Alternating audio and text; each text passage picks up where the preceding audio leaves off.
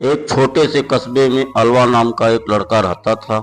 बचपन में ही पिता की मृत्यु हो जाने के कारण परिवार की आर्थिक स्थिति बड़ी दयनीय थी।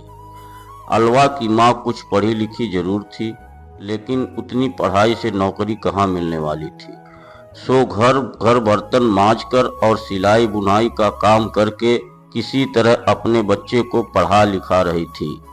अलवा स्वभाव से थोड़ा शर्मीला था और अक्सर चुपचाप बैठा रहता था। एक दिन जब वो स्कूल से लौटा तो उसके हाथ में एक लिफाफा था।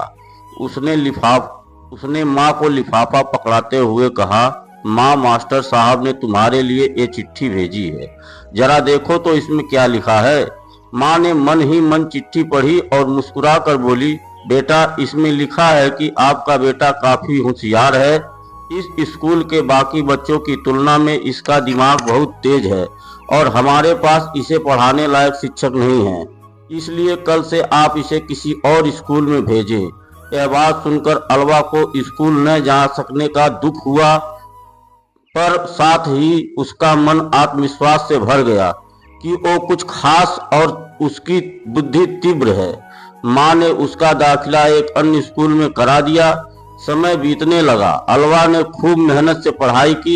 आगे चलकर उसने बिजली व ग्रामोफोन का आविष्कार करके महान वैज्ञानिक थॉमस अल्वा एडिसन बना।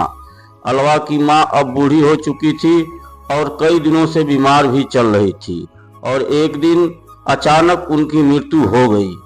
अलवा के लिए यह बहुत बड़ा आघात था। वह बिलख बिलख कर रो पड़ा। उसे समझ नहीं आ रहा था कि अब उसकी माँ के बिना वो कैसे जिएगा। रोते रोते ही उसने माँ की पुरानी अलमारी खोली और हाथ में उनका चश्मा और अन्य वस्तुएं लेकर चूमने लगा। उस अलमारी में अलवा के पुराने खिलौने और बचपन के कपड़े तक संभाल कर रखे हुए थे।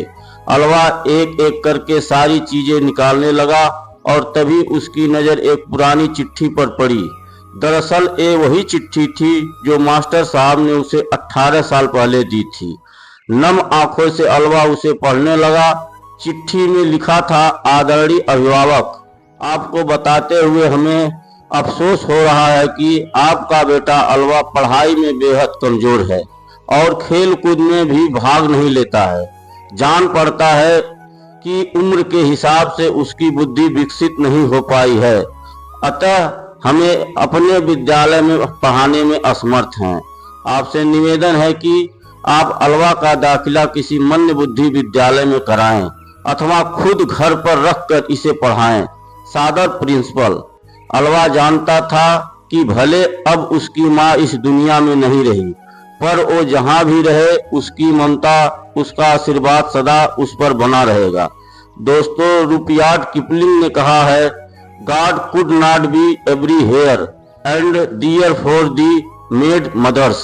भगवान सभी जगह नहीं हो सकते, इसलिए उन्होंने माँ बनाई। माँ से बढ़कर त्याग और तपस्या का मूर्त भला कौन हो सकता है। हम पढ़ लिख लें, बड़े होकर कुछ भी बन जाएं, इसके लिए वो चुपचाप ना जाने कितनी कुर्बानियां देती है। अपनी जरूरतों को मारकर हमारे शौक पूरा करती है। यहाँ तक कि संतान बुरा व्यवहार करे तो भी माँ उसका भला ही सोचती है। सचमुच माँ जैसा कोई नहीं हो सकता।